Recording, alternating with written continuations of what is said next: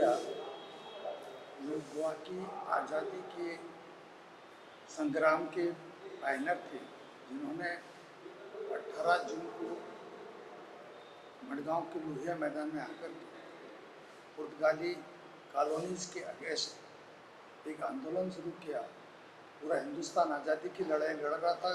गोवा में लोग शांत थे, उनको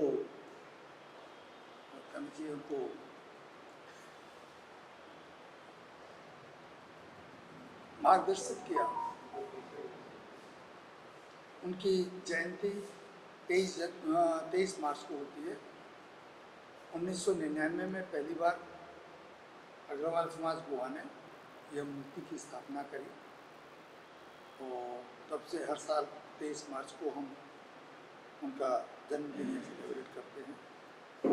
डॉक्टर लोहिया का परिवार लोहिया के सरनेम से इसलिए जाना जाता है कि उनके यहाँ लोहे का व्यापार होता था। मूलतः वह अग्रवाल परिवार को बिलोंग करते हैं, इसलिए जैसे हम लोगों का संगठन यहाँ बना, हमको लगा कि डॉक्टर लोहिया की स्मृति में यहाँ पर कुछ कार्यक्रम करना चाहिए, जिन्होंने आज़ादी गोवा को दिलवाई, इसलिए हम कार्यक्रम करते हैं। Subscribe Prudent social media channel and press bell icon for latest notifications.